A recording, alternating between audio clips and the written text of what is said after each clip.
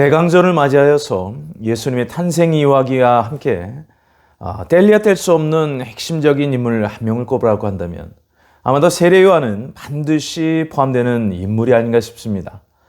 왜냐하면 사복음서는 모두 다 세례 요한의 사명을 가리켜 주의 길을 예비하는 자로서 예수님과는 필연적으로 인과관계를 맺는 인물로 소개하기 때문이죠.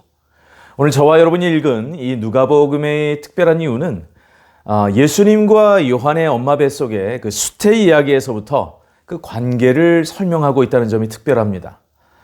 지난 시간 예수님의 수태 이야기의 중심인 마리아를 조명했다면 오늘 세례 요한의 잉태의 중심인 그의 부모 사가랴와 엘리사벳의 이야기는 과연 우리에게 어떠한 메시지를 전달해 주고 있을까요? 우리 다 함께 누가복음 1장 5절로 6절의 말씀 한번 같이 읽겠습니다. 유대왕 헤롯 때에 아비야 반열에 제사장 한 사람이 있었으니 이름은 사가랴요 그의 아내는 아론의 자손이니 이름은 엘리사벳이라. 이 두 사람이 하나님 앞에 의인이니 주의 모든 계명과 규례대로 흠이 없이 행하더라. 아멘. 먼저 우리가 이해할 것은 세례 요한의 아버지 사가랴는 제사장 신분의 사람이었다는 것이며 또 아비야 반열에 속한 제사장이었다는 사실입니다. 자, 그런데 엘리사벳을 보니까 그녀 역시도 최초의 제사장 집안인 바로 전통적인 아론의 자손임을 성경이 명시하고 있다는 것이죠. 따라서 세례 요한은 혈통적으로만 본다면 제사장 집안 출신이었던 것이죠. 자, 그런데 여기서 놓치지 말아야 하는 사실은 이상하게도 세례 요한의 부모님을 소개하면서 굳이 그들이 어디 출신, 어느 가문이라는 사실을 구체적으로 밝히고 있다는 겁니다. 자, 두 번째 흥미로운 것은 한결같이 그들은 하나님 앞에 의인이었다는 것입니다. 주의 모든 계명과 규례에 비추어 하나님의 말씀을 아주 잘 지키며 아주 경건하게 흠없이 사는 분들이었다고 강조합니다. 자, 아이러니한 사실은 이렇게 제사장 가문이요, 의인이요, 말씀의 사람이요, 경건한 사람인 그들에게 늙기까지 아이가 없었다는 사실입니다. 유대적 관점에서 볼 때 대단히 부정적인 정반대의 소식까지 같은 문장에 기록하고 있다는 사실. 우리 다 함께 7절의 말씀 함께 읽겠습니다. 엘리사벳이 잉태를 못함으로 그들에게 자식이 없고 두 사람의 나이가 많더라. 아멘. 성경은 아이가 없다는 그 사실만도 슬픈데 두 사람이 노인이 될 때까지 하나님의 자녀에 대한 축복이 없었다 굳이 말하죠. 고대 유대 문화에서 자녀를 갖는다는 것은 무조건 하나님의 축복이자 은혜의 표징으로 여겨졌습니다. 그러니까 이 상황이 이해가 가지 않는 거예요. 왜냐하면 엄청난 칭찬을 하시면서 또 엄청난 축복을 하시면서 자녀가 없다? 여러분, 이러한 경우 성경에 나오는 역사를 보면 둘 중에 하나입니다. 첫째는 하나님의 특별한 일을 나타내기 위해서, 둘째는 드러나지 않는 죄나 묶임이 있다는 거죠. 과연 이들에게도 이 둘 중에 하나의 원인 때문에 바로 이 아이러니한 상황이 벌어졌을까요? 그 해답을 제시하는 아주 독특한 단서 하나가 그 다음 절에 등장하고 있습니다. 누가복음 1장 8절로 9절의 말씀 함께 같이 읽겠습니다. 마침 사가랴가 그 반열의 차례대로 하나님 앞에서 제사장의 직무를 행할세 제사장의 전례를 따라 제비를 뽑아 주의 성전에 들어가 분향하고 아멘. 자, 여기 보면 제사장으로서 어떤 특별한 직무를 스가랴가 수행하는 두 가지 상황이 벌어집니다. 그 첫째는 무엇인가? 제사장 수행 업무도 순서와 절차를 따라 행해야 되는데 첫 번째 순서와 절차는 누가복음 1장 8절에 기록한 대로 제사장 업무를 수행하는 사가랴가 그 업무 수행을 허락받는 작업으로서 반드시 자기가 속한 제사장 반열의 차례를 따라야지만 제사장 직무를 수행할 수 있다는 그 규칙이 존재했습니다. 자, 이것이 무슨 말인가? 여러분, 먼저 제사장을 히브리어로 무엇이라 하냐면 코헨이라고 합니다. 그런데 문자적 의미는 남을 위해 대신 서 있는 사람이란 뜻이죠. 자, 출애굽기에 보면 왜 제사장 직분은 오직 12지파 중 레위 지파에서만 가능한지 그 이유를 밝힙니다. 바로 금송아지 사건 때문에 하나님이 크게 진노하셨을 때 우상숭배 가담한 백성들 가운데 3,000명을 죽이는 역할의 명을 받습니다. 쉽게 말하자면 정결의 사역을 하거나 하나님의 뜻을 직접 받드는 특별 수행 그룹이라 볼 수 있는 게 레위인입니다. 그래서 오직 이들에게만 성전에서 봉사할 수 있는 제사장직분이 맡겨졌다는 사실. 하나님께서는 아무나 제사장을 시키지 않으시고 레위인 중에서만 제사장을 뽑으신다는 원칙을 정하셨죠. 그리고 모든 제사장들은 24개의 디비전 또는 24개의 클래스 또는 한국어 번역은 다양합니다. 24개의 반차 또는 24개의 반열 또는 24개의 반 등으로 번역됩니다. 하지만 뜻은 하나이죠. 그냥 반, 그룹별 반 또는 클래스를 의미한다고 보시면 되겠습니다. 자, 왜 이 반열 또는 반차를 알아야 하는가? 이들은요, 성전 일을 해야 했기 때문에 그것도 1년 365일 52주를 제사장들은 성전 봉사 일을 종일종이야 해야 했습니다. 그런데 생각보다 제사장들의 수가 많은 거예요. 따라서 52주 동안 24개의 반으로 구분해서 각각 제사장들이 일주일씩 맡아서 섬기는 것을 정했다라는 거죠. 그리고 평균적으로 한 반은요, 1년에 최소 2차례 성전 봉사 기회가 주어진다고 합니다.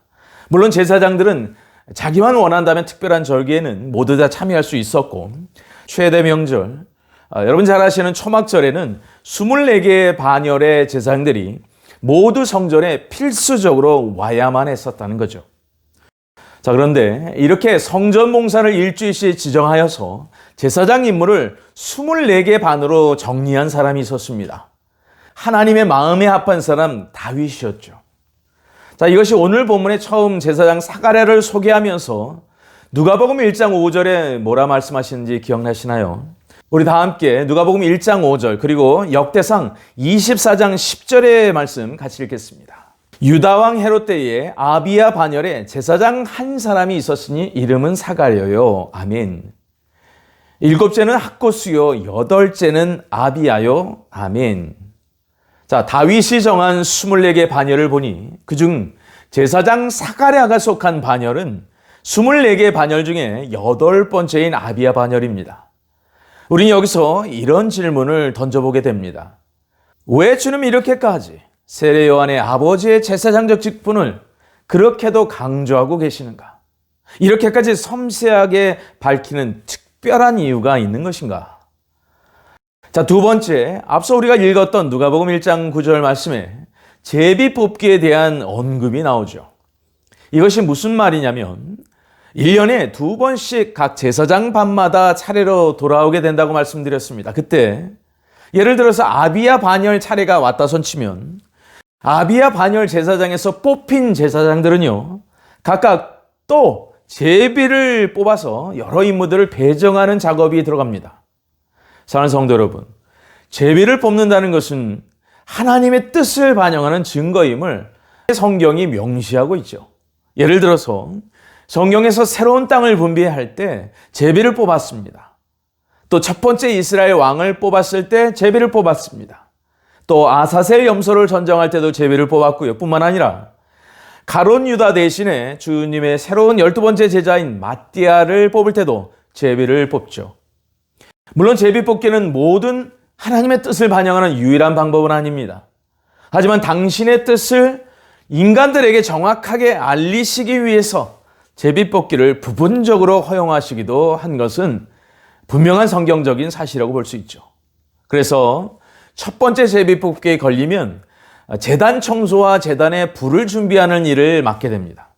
또 두 번째 제비 뽑기는 번제단에 제물을 올리고 성소의 분향단과 촛대를 손질하는 일을 합니다. 자, 세 번째 제비 뽑기가 굉장히 중요한데요. 왜냐하면 바로 오늘 본문에 나온 그 제사장 사가랴가 맡은 일이 분향을 위한 일을 했다라고 나오는데 바로 이 분향하는 일을 맡는 것을 세 번째 제비뽑기에서 정한다는 것입니다. 왜 이것이 중요한가? 총 4번의 제비뽑기를 뽑아 일일을 분담하는 중에서 가장 중요하고도 가장 거룩한 직무가 무엇인가? 바로 분향하는 일이었기 때문입니다.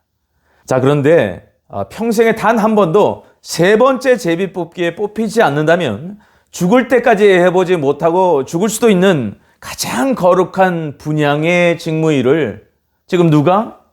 제사장 사가랴가 맡게 되었다는 것입니다.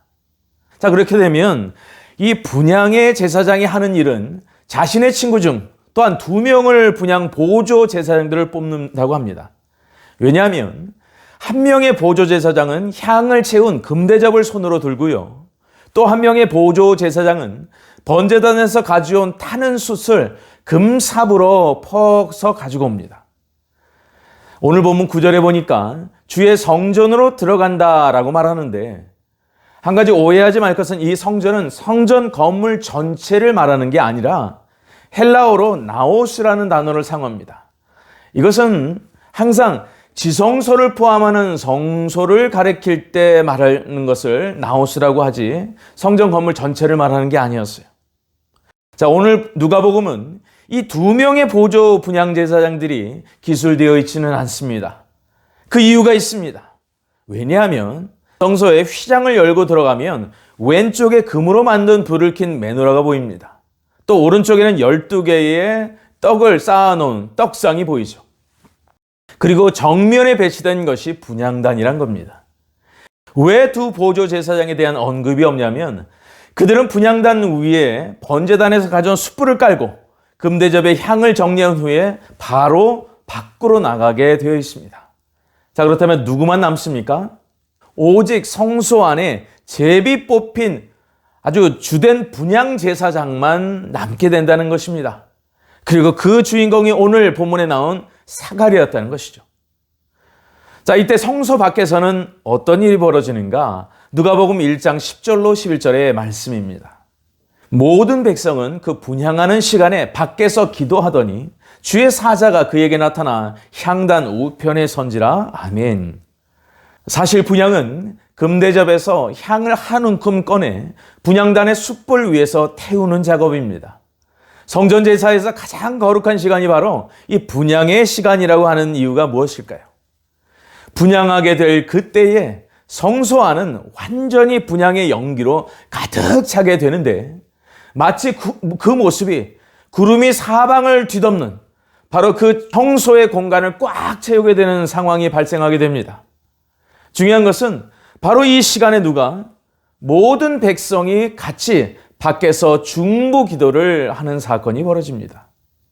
그러므로 향을 분향한다는 것은요, 성도들이 한 마음과 한 뜻으로 하나님께 기도를 드리는 것이고, 바로 그 대표성을 가진 이 제사장은요, 이 사가랴는요, 성도들이 모든 기도를 끌어안고서 지성소에 계신 주님 앞에 올려드린다는 그러한 의미가 있는 것입니다. 자, 그렇다면 성경이 증거하는 바 기도는 가장 하나님께서 거룩하게 생각하시는 성도들의 행동인 것입니다. 자, 놀라운 사실은 바로 지상에서 펼쳐지는 이 분향하는 일과 모든 백성이 한 마음으로 지금 중보기도를 하는 이 모습이요, 놀랍게도 3층 천에 올라갔던 세례 요한이 보았던 바로 천상에서의 그 모습과 동일하게 나타나고 있다는 사실이죠. 우리 다 함께 계시록 5장 8절, 계시록 8장 3절로 4절의 말씀 같이 읽겠습니다. 그 두루마리개를 취하심에 네 생물과 24장로들이 그 어린 양 앞에 엎드려 각각 검은 고와 향이 가득한 금 대접을 가졌으니 이 향은 성도의 기도들이라. 아멘. 계시록 8장, 또 다른 천사가 와서 제단 곁에 서서 금 향료를 가지고 많은 향을 받았으니 이를 모든 성도의 기도와 합하여 보좌 앞 금 제단에 드리고자 함이라. 향연이 성도의 기도와 함께 천사의 손으로부터 하나님 앞으로 올라가는지라. 아멘. 사랑하는 성도 여러분, 무슨 뜻일까요? 분향은 중보 기도를 상징한다 말할 수 있겠습니다. 자, 이처럼 중보의 사명을 맡은 거룩한 직분을 하고 있던 사가랴에게 누가 나타난다고 성경은 말씀합니까? 천사장 가브리엘이 나타납니다. 여러분, 성경에서 유의하게 나타나는 천사장의 이름이 누구일까요? 바로 미가엘과 가브리엘, 가브리엘과 미가엘 천사장이죠. 그런데 항상 천사들의 대표격인 천사장들이 나타나거나 일어설 때는요, 인류 역사상 가장 위대하고도 중요한 일이 일어나는 일과 직결되고 있습니다. 사랑하는 여러분, 가브리엘 천사장은 구약 다니엘서 9장에 나타난 그 유명한 70일에 대한 예언을 하면서 엔타임 때 거짓 세상의 임금인 적그리스도가 등장하여서 이스라엘 백성들을 심히 괴롭게 하고 전 세계를 그의 통치의 손 아래 둔다고 말씀하죠. 또 제3성전에서 멸망에 가증한 것을 세우고 전 세계 유아독전적인 왕으로서 42개월간 세상을 군림하게 될 것을 예언하고 있습니다. 아직 이 사건은 일어나지 않았죠. 자, 그런데 이 가브리엘이 신약에 나타나는 유일한 책이 어디냐면 바로 누가복음입니다. 그 중에서도 저와 여러분이 읽은 누가복음 1장에 등장하고 있습니다. 첫째는 제사장 사가랴 앞에 나타난 가브리엘과 둘째는 똑같은 가브리엘이 지난 시간 다뤘던 동정녀 마리아에게 나타나 은혜를 받은 자여 평안할지어다 말하며 처녀가 잉태하여 아들을 낳으리니 그 이름을 예수라 하라라고 말한 존재가 가브리엘 천사장이었던 거죠. 여기서 중요한 것은 가브리엘 천사장이 오늘 누구에게 나타납니까? 세례 요한의 아버지인 제사장 사가랴에게, 그것도 분향하고 있던 성소 안으로 찾아와 향단 우편에 섰다라고 말씀합니다. 사랑하는 여러분, 그 가브리엘 천사장이 오고는 모든 세대 가운데 대단히 중요한 말을 하기 시작합니다. 우리 다 함께 누가복음 1장 13절의 말씀 함께 같이 읽습니다. 가브리엘 천사가 그에게 이르되 사가랴여 무서워하지 말라. 너의 간구함이 들린지라. 내 아내 엘리사벳이 내게 아들을 낳아주리니 그 이름을 요한이라 하라. 아멘. 자, 여기서 중요한 두 가지 사실은, 첫째, 너의 간구함이 들려졌다에서의 그 간구란 앞서 읽었던 성전 밖에서 성도들이 드리는 그 기도와는 단어 자체가 같지 않다는 것입니다. 즉, 제사장이 분향할 때 성도들이 누가복음 1장 10절에서 모든 백성이 한 목소리로 드리는 그 기도를 원어에서는 프로스코마이라는 동사를 사용하는 반면 가브리엘 천사장이 제사장 사가랴에게 지금 말하는 그 간구라는 단어는요, 헬라어 데시스라는 단어를 사용하는데 이 단어의 어원은 바로 데오마이라는 동사, 즉 개인적인 간청을 한다라는 것을 뜻할 때 쓰는 말이었습니다. 같은 본문에 두 가지 기도가 나오는데 전혀 다른 기도를 언급하고 있습니다. 밖에서는 백성의 공적인 중보기도가 선포되는 그 시간, 정작 가브리엘이 사가랴에게 찾아와서 아주 직시하면서 초점을 두고 하는 단어는 뭐냐? 바로 사가랴가 간구했던 바로 개인 기도를 지적하고 있다는 것입니다. 자, 그렇다면 문맥상 사가랴의 기도는 당연히 늦은 나이까지 아들을 보지 못하는 그 아들을 달라는 기도였음이 분명합니다. 사랑하는 여러분, 백성들의 모든 기도를 끌어안고서 분향까지 하러 들어간 그 시기에 또한 그 제사장이 자기 개인 기도를 할 리 만무한 거예요. 그 당시에. 그런데도 불구하고 지금 가브리엘은 무엇을 지적하고 있습니까? 사가랴의 개인 기도 내용을 언급하면서 하나님께서 너의 간구를 들으셨고 하나님의 그 개인 기도에 응답하시겠다라는 그 뜻을 지금 가브리엘이 사가랴에게 전하고 있는 장면입니다. 사랑하는 여러분, 하나님은 때론 한 개인의 기도를 통해서 오고는 모든 세대를 위한 위대한 일을 이루시는 것을 바로 이 장면에서도 볼 수 있습니다. 왜 그렇습니까? 평생 동안 아들을 받기를 원했던 그 사가랴가 이 장차 태어날 이 세례요한을 달라는 그 간절한 개인적인 간구가 결국은 예수님의 길, 초림의 길, 그리고 장차 올 재림의 길을 닦는 영적인 본질이 되었기 때문이라는 것이죠. 한치의 오차도 없이 그 수많은 기다림의 역사 속에서 하나님은 계속해서 일하고 계셨던 겁니다. 자, 이러한 하나님의 뜻은 바로 사가랴와 엘리사벳의 이름 속에서도 그 비밀이 풀어지고 있습니다. 여러분, 사가랴의 뜻은 하나님이 기억하신다라는 뜻입니다. 또 엘리사벳은 하나님이 약속하셨다라는 거죠.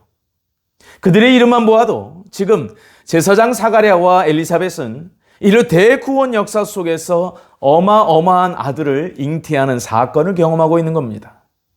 자, 문제는 이렇게까지 도덕적으로 훌륭하고 생활적으로 거룩하다 여김받는 의인 사가랴가 왜 벙어리가 되었냐 그 말입니다. 그것도 아들이 태어날 그때까지 10개월에 이르는 긴 기간 동안 그는 벙어리가 됩니다. 바로 사가랴의 이 말 때문에 임한 징벌이었던 것이죠.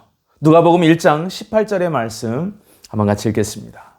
사가랴가 천사에게 이르되 내가 이것을 어떻게 알리오? 내가 늙고 아내도 나이가 많으니이다. 아멘. 사랑하는 여러분, 이것은 사가랴와 엘리사벳이 아이를 기다릴 수 없는 나이가 되어버린 것에 대한 자포자기의 심정에 이르렀음을 보여줍니다. 그토록 간구할 때는 안 주시던 하나님께서 왜 지금 그것도 이미 포기한 상태의 늙은 그들에게 갑자기 아이를 허락하시겠다고 말씀하셨을까요? 여기서부터가 제일 중요한 오늘 말씀의 핵심 포인트입니다. 그 이유는 사가랴 부부가 가진 자식 소원의 뜻이 하나님께서 사가랴 부부를 통해 자식을 낳게 하려는 뜻과 달랐기 때문입니다. 무슨 뜻일까요? 사가랴 부부가 그토록 원한 아들과 하나님이 원했던 그 아들은 달랐기 때문에 성취가 지연되어 왔다는 것입니다.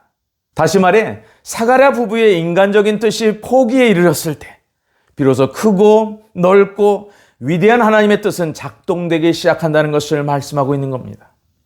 자, 이러한 메시지는 훗날 아이가 태어나 이름을 짓는 대목에서도 확인할 수 있습니다. 우리 다 함께 누가복음 1장 57절로 64절의 말씀 한번 같이 읽겠습니다. 엘리사벳이 해산할 기한이 차서 아들을 낳으니 이웃과 친족이 주께서 그를 크게 긍휼히 여기심을 듣고 함께 즐거워하더라. 8일이 되매 아이를 할례하여 와서 그 아버지의 이름을 따라 사가랴라 하고자 하더니 그 어머니가 대답하여 이르되 아니라 요한이라 할 것이라 하매 그들이 이르되 내 친족 중에 이 이름으로 이름한 이가 없다 하고 그의 아버지께 몸짓하여 무엇으로 이름을 지으려 하는가 물으니 그가 서판을 달라 하여 그 이름을 요한이라 쓰매 다 놀랍게 여기더라. 이에 그 입이 열리고 혀가 풀리며 말을 하여 하나님을 찬송하니 아멘. 자, 여기 보면 갑자기 아이가 태어난 후에 태어난 지 8일째 할례를 할 때 두 이름을 가지고 친족들과 쟁론이 벌어지는 장면이 등장하죠. 그때 친족들과 이웃들의 주장이 무엇입니까? 아버지의 이름을 따라, 아버지의 이름을 따라였습니다. 마치 하나의 영화 제목 같죠? 아버지의 이름을 따라 사가랴라 하고자 하더니 바로 그때 그런데 엘리사벳이 나서기 시작합니다. 그리고 그 이름을 거절합니다. 대신 무엇이라고 주장합니까? 요한으로 지어야 됩니다. 우리 아들. 이렇게 말하죠. 똑같은 반응을 아직도 벙어리 상태인 사가랴가 서판을 사용하여 다시 한번 이렇게 적습니다. 내 아들의 이름은 요한입니다. 사랑하는 성도 여러분, 이것이 누가복음 1장 13절에 처음 가브리엘이 벙어리가 되기 전에 찾아와서 내 아들 이름을 요한이라 하고 말했던 바로 그 이름이었다는 것입니다. 사랑하는 성도 여러분, 이름이 가지는 특징이 뭡니까? 그 이름을 지어주신 그 어떤 사람의 소망과 뜻이 담겨있는 메시지 아니겠어요? 자, 그렇다면 바로 이 상황은 사람들의 뜻과 전통을 따라 그리고 주어진 탄탄한 배경에 기초한 사가랴로 짓는 것이 아니라 온전히 지금 하나님의 계시를 따라 하나님의 뜻만을 추구하여서 요한이라고 짓겠다라고 아멘하고 있는 순간인 것입니다. 누가? 사가랴와 엘리사벳이 말이죠. 누가복음 1장 20절을 다시 한번 보겠습니다. 보라, 이 일이 되는 날까지 내가 말 못하는 자가 되어 능히 말을 못하리니 이는 내가 내 말을 믿지 아니함이거니와 때가 이르면 내 말이 이루어지리라 하더라. 아멘. 사랑하는 여러분, 여기서 분명히 알 수 있는 사실 하나가 있습니다. 사가랴가 장장 아이가 잉태하고 엄마 뱃속에서 태어날 때까지의 그 40주를 지나서 8일째 할례일을 더하는 기간까지 말을 못하는 벙어리가 된 근본적인 이유가 뭐라고요? 누가복음 1장 20절이 증언하는 한은 가브리엘의 말을 믿지 않았기 때문이라고 밝힙니다. 자, 그렇다면 사가랴가 믿지 못했던 부분은, 그 내용은 과연 무엇이었을까요? 일단 기본적으로 나이를 많이 먹었기 때문에 엘리사벳이 잉태하게 될 것이라는 내용일 수도 있겠습니다. 하지만 더 중요한 것은 사가랴는 단지 아이를 낳게 해주겠다는 그 말만을 믿지 못하는 게 아니라 바로 장차 태어날 자신의 아들이 선지자 엘리야의 심령과 능력을 가지고서 주를 위한 백성을 예비케 한다는 그 말에 대한 믿음이 없었다고 볼 수 있습니다. 여러분, 지금 상황을 보십시오. 지금 두 이름을 가지고 친척과 사가랴와 엘리사벳이 논쟁을 하고 있는 그 핵심 화두가 과연 무엇입니까? 하나는요, 사람이 기대하는 사가랴란 이름을 지어야 하는가? 아니면 하나님의 뜻이 담긴 요한으로 이름을 지어야 하는가? 바로 그 논쟁이었어요. 여러분, 왜 제가 앞서서 도대체 왜 이렇게까지 이 본문이 아버지 사가랴의 출신과 족보, 어머니의 제사장 집안의 출신을 그토록 상세하게 소개하고 있는가? 그 이유는 무엇인가? 질문을 던졌었습니다. 다른 게 아니었습니다. 그 이유는 사가랴는 지금 제사장으로서 아들이 자신의 대를 이어서 아버지와 같은 존경받고 인정받는 제사장이 되는 것을 꿈꾸고 간구해 왔었던 것입니다.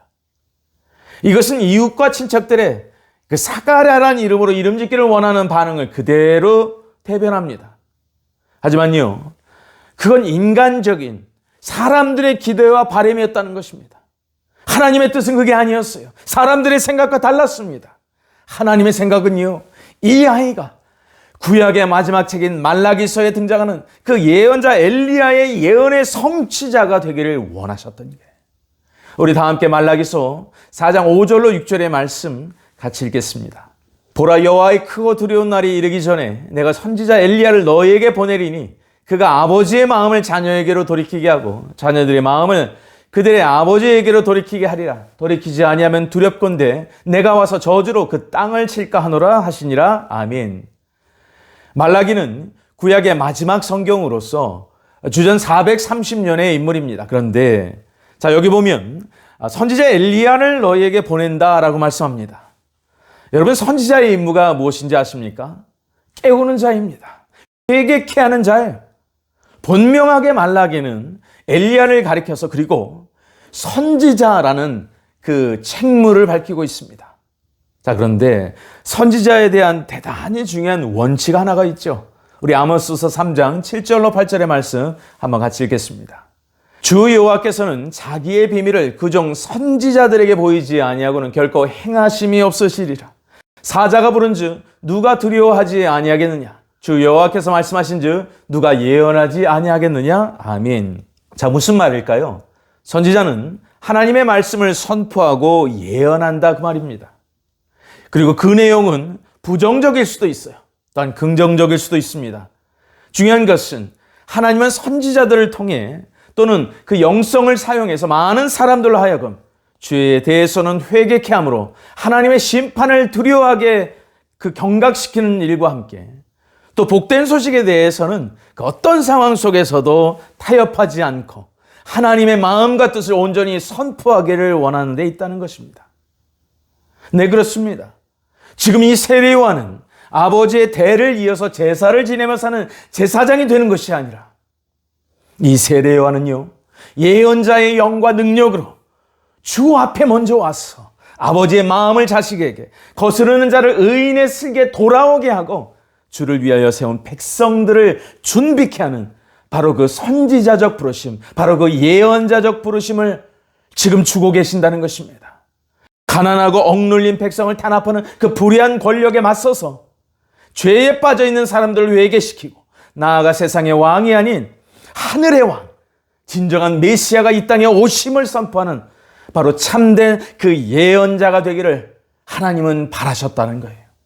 그 이름이 사가랴냐, 그 이름이 요한이냐의 논쟁 속에 담긴 하나님의 온전하신 뜻이 무엇인가? 바로 이것에 있었다는 것입니다. 참된 부르심의 소망. 평범한 제사장이 아니라 광야에서 외치는 자의 소리로서 진정으로 예수님의 오실 길을 예비하는 자로서의 부르심. 하나님이 원하시는 것은요, 이 시대를 향한, 그리고 자기를 향한 하나님께서 영원전부터 계획하신 그 부르심에 순종하는 바로 그것. 여기에 우리가 깨닫는 중요한 메시지가 있는 것입니다. 과연 나의 간구는 하나님의 뜻에 동참하는 간구인가입니다. 놀랍게도 성경이 말하는 이스라엘 역사는요, 한마디로 예언자의 시대는 왕정 시대와 함께 시작했다고 증언합니다. 하나님의 뜻이 아닌 왕의 인간적인 욕망대로 백성을 통치하는 것에 대해 예언자의 역할이란 잘못된 것에 대해서 분연히 일어나서 여호와께 돌아가라고 왕과 백성들에게 직언하는 거였어요. 그래서 엘리야는요, 아합에게 담대히 나아갔던 것입니다. 그리고 진정한 통치자는 세상의 왕이 아닌 하나님이심을 선포했던 거예요. 담대하게. 중요한 것은 단지 이것이 초림의 메시지로 국한된 것은 아니라는 거예요. 마지막 때 세상의 임금으로 등장할 적그리스도의 세력 앞에 사람의 뜻이 아닌 하나님의 뜻이 이것입니다라고 외치는 그 선지자의 영성을 가진 선도주자들이 일어나야 한다는 것입니다. 그러한 사람들을 하나님께서 부르고 계신다는 거예요. 그들은 분명 주의 재림의 대로를 예비하며 많은 백성들에게 삶으로 절제와 금식을 보여주며 회개를 촉구하며 다가올 심판의 날을 준비하라고 선포하는 사람들이 될 것입니다. 사가랴가 벙어리가 되었던 바로 그 이유, 이러한 하나님의 뜻을 그때는 깨닫지 못했고 동의하지 못했던 상태였다는 거예요. 그렇습니다. 그가 아들의 이름을 사가랴에서 요한으로 인정하고 그 이름을 기록한 바로 그 순간이 입이 열리는 순간이 되었던 거예요. 이때 우리가 놓치지 말아야 되는 너무나도 중요한 동사가 나오고 있습니다. 누가복음 1장 64절 66절의 말씀 한번 같이 읽겠습니다. 이에 그 입이 곧 열리고 혀가 풀리며 말을 하여 하나님을 찬송하니 그 근처에 사는 자가 다 두려워하고 이 모든 말이 온 유대 산골에 두루 퍼지매 듣는 사람이 다 이 말을 마음에 두며 이르되 이 아이가 장차 어찌 될까 하니 이는 주의 손이 그와 함께 하심이로라. 아멘. 자, 사가랴가 벙어리에서 변화되는 세 가지 동사가 있습니다. 열리고 풀리며 찬송한다. 이것은 또 하나의 기다림의 시간 속에 사가랴와 엘리사벳은 단순히 아이를 품는 것이 결코 아니었습니다. 그들은 그들의 이름에 걸맞게 하나님의 뜻을 품는 시간이었던 거죠. 10달은 그 뜻이 익어가는 시간이었다는 것. 하나님의 뜻을 헤아리고 그 뜻을 키워가는 시간. 우리는 다시 한번 예수님이 이 땅에 탄생하시기 전에 우리에게 허락하시는 이 기다림의 시간의 의미를 참고하셨으면 좋겠습니다. 대림절 세 번째 주간을 맞이하는 이때에 우리에게 가장 필요한 것은 무엇일까요? 하나님의 뜻에 익어가는 것입니다. 다시 오실 주님의 길을 예비하기 위하여 내 이웃들을 준비시키는 것입니다. 그리고 기도하는 것입니다. 인내와 소망으로 오늘을 이기는 자로 서는 것입니다. 바로 이 축복이 여러분에게 열리고 풀리고 찬양의 감사 제목이 되시기를 주 예수 그리스도의 이름으로 축원합니다. 함께 기도하겠습니다.